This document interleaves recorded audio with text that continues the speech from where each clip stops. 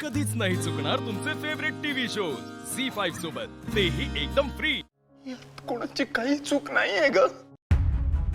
त्या शूट मध्ये हरीशच्या जागी मी बसणं हा सर्वस्वी माझा निर्णय होता। मी मी माफी मागतो तुझी। माझी चूक झाली। तुला जे काय बोलायचं ते मला बोल। तुला हवं तर मला ओरड, मला मार, पण प्लीज प्लीज तू व्यक्त हो।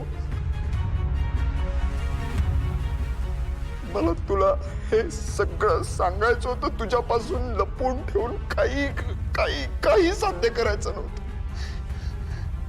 प्लीज माझ्यावर विश्वास ठेव आई। आई म्हणायचा अधिकार तू त्याच दिवशी गमावला ज्या दिवशी तू मॉडेलिंग करायचं ठरवलं।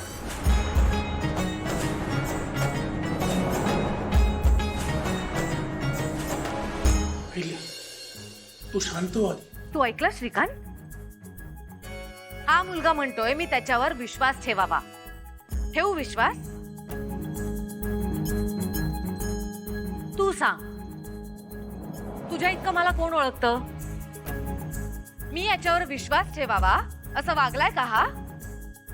तुला वाटायचं ना श्रीकांत की हा अगदी माझ्यावर गेलाय, माझा शब्द कधी मोडत नाही, माझ्या तोंडून शब्द निघायचा राहू दे, मनात जरी विचार आला तरी ओळखतो हा। मग आज कसा चुकला?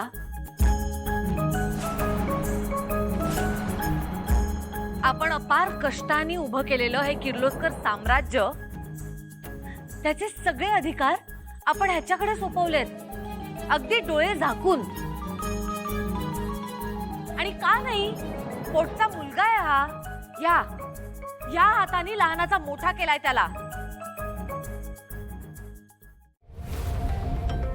5-6 वर्षांचा होता जेव्हा आपण गावदेवीच्या दर्शनाला गेलो होतो। त्या आवारात खेळता खेळता पडला आणि त्याच्या डोक्याला खोक पडली, रक्त व्हायला लागलं। तू त्याला हॉस्पिटलमध्ये घेऊन जायच्या गडबडीत होता।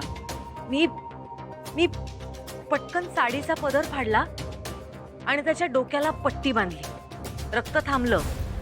काही दिवसांनी ती जखम बरी सुद्धा झाली, पण त्यानंतर कित्येक दिवस हा मुलगा त्या पदराचा तुकडा खिशात घेऊन फिरत होता आणि सगळ्यांना सांगायचा, माझ्या आईच्या पदरामुळे मी बरा झालो।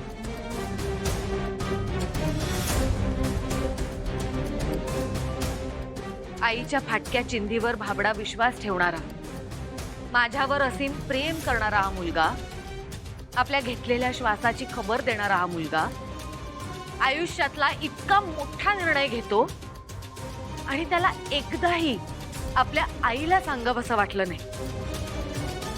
मी कुणीच नाहीये का श्रीकांत त्याची?